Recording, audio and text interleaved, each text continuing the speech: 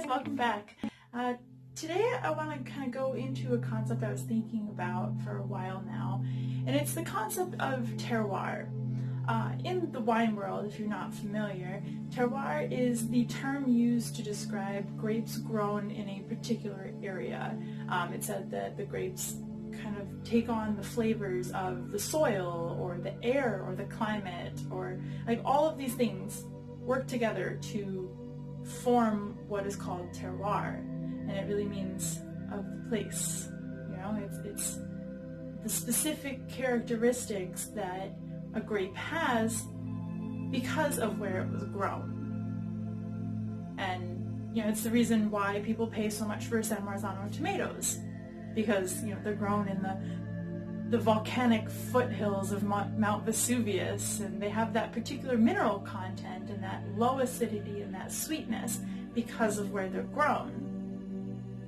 You know, compare San Marzano with a New Jersey tomato, which is going to be a lot more sour, a lot less rich, because the process to grow it is different, the nutrients in the soil is different, the exterior weather conditions, everything's different.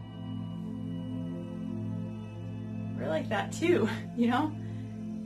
Everybody has their own personal terroir, our own imprint of what life has taught us. Our terroir happens to be the beliefs that we hold true about ourselves. It happens to be the things that were normalized when we were children that we had no control over. Our terroir makes up who we are. Unintentional rhyme there. But it does, though, you know? Because a person who was raised on the south side of Chicago with an alcoholic dad and a bipolar mom and raised 5 siblings and had to drop out of high school and anything else that resonates with the plotline of Shameless is going to have a very different upbringing and worldview than someone who was raised on like the Upper East Side of Manhattan in a really, really wealthy family with, you know, parties and galas and ball gowns and whatever happens in that world. I don't even know, because that's definitely not my life, but I know that life exists somewhere. My point is, those people are going to have a completely different view of the world and what is possible than anyone else.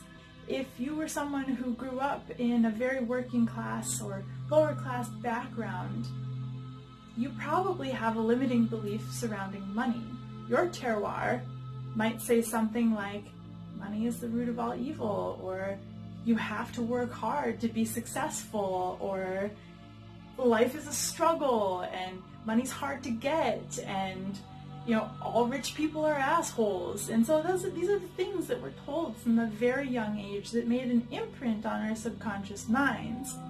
And we've unknowingly carried this with us into adulthood. And this manifests over and over again in self-sabotage, where we find ourselves in careers and jobs where we're making, you know, $10 an hour and we're living paycheck to paycheck because money is a struggle and rich people are assholes and blah, blah, blah. It's like this narrative that gets repeated over and over and over again. And it does so much harm to us, and we don't even realize it's there. It's like this weird little shitty program that got put into your head when you were a kid because of the things that you heard and saw in the environment that you grew up in. You know, whereas the kid on the other side of town might grow up thinking, oh, money's easy to get. I don't need to work for anyone else. Like, I can just find money when I need it. You know, I remember the day that I made that shift in my brain. I went from money is terrible to, oh, I can actually just find money whenever I want. You know, like I still wasn't making great wages cooking, because nobody does, but I was able to consistently supplement my income with side hustles that were very, very low effort and high return. If you're someone who grew up where routine abuse was normalized and emotions were suppressed and you were punished for expressing yourself, then that's going to color the way that you see the world, whether you realize it or not. Because from a very young age, you were made to feel like you weren't enough. Like you weren't allowed to express yourself. And that's probably going to manifest in a lot of rage down the line. So my point is, we all have different terroir as humans, right? Your grill guy is different than your garde manger guy, right? Your chef is different than your pastry chef. You're different people. We came from different areas. I'm different than you. You didn't grow up the way that I did. It might be similar, but it's different, you know, because you didn't have the same parents, you didn't have the same siblings, you didn't have the same education and upbringing. So we all see the world in very subtly different ways. Sometimes very dramatically different, but I think as cooks we all have that sort of common bond where we kind of gravitate towards each other for a reason, because we know that, like, we've been through some of the same shit in life, you know, and some of it's pretty horrifying, you know. I think that's why we all kind of bond instantly, is we see that shared horror in each other of like, wow, some really crazy stuff has gone down in your life too, huh? Alright, cool, you get it. So we all have similar terroir, but we're all very different varieties of grapes, you know? And that's cool. Unlike grapes, though, we get to choose whether we want to stay in that soil or if we want to realize that the soil is slowly killing us and then transplant ourselves somewhere else where we're able to thrive and grow and be sold for hundreds of dollars a pound. So I guess I just want to leave you with some questions to ask yourself, because I know when I did this with myself, it was really eye-opening, and I kind of didn't realize how much I'd been holding myself back in life. So to figure out your terroir, look at yourself, look at your past, your parents, your siblings, your early life. What was that like?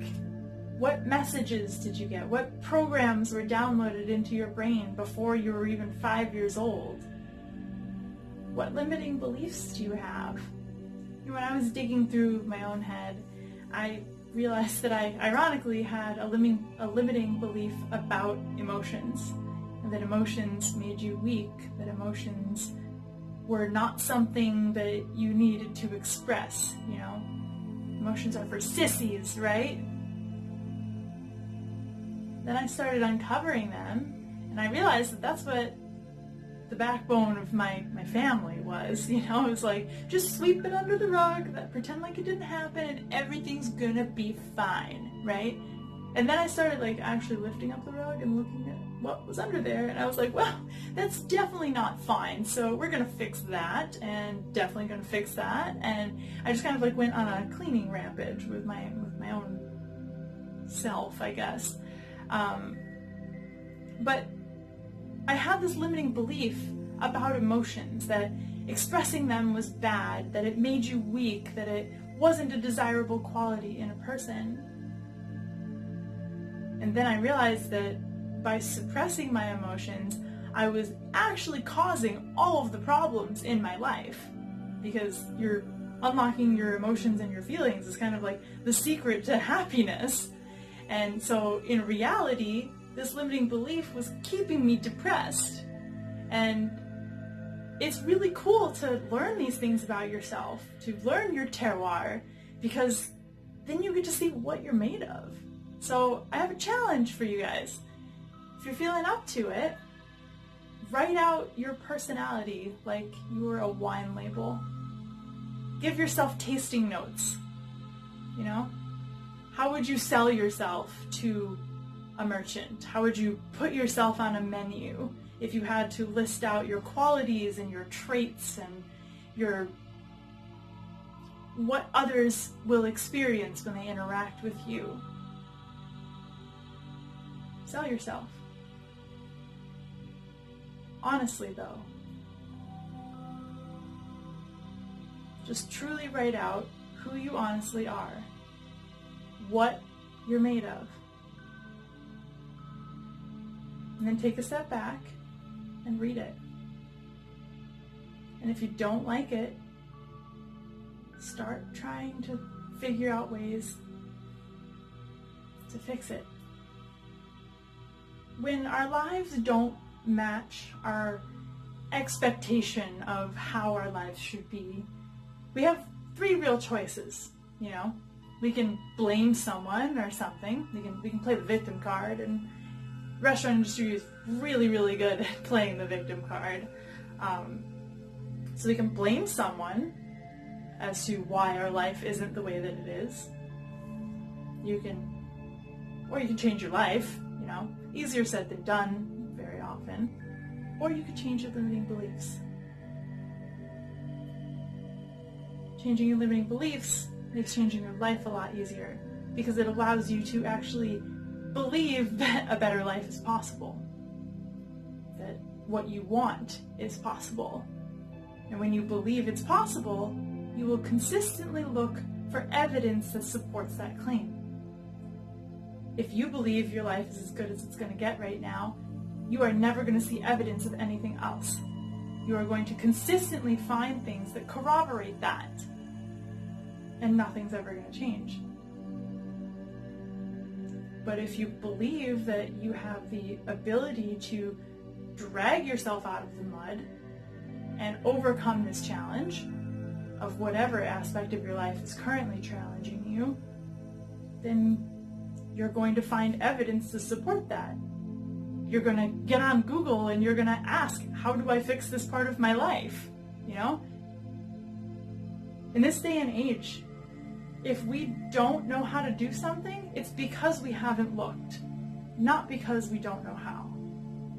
There's so much information out there, and it's okay to not know how to do something, because that means you get to learn. I mean, in the kitchen, don't you love learning? Don't you love when you find an ingredient that you've never worked with before and you're like, holy shit, I get to experiment with this all week long, and I get to see how it works with all these different other ingredients, and I get to create a dish out of this. You do that with yourself too.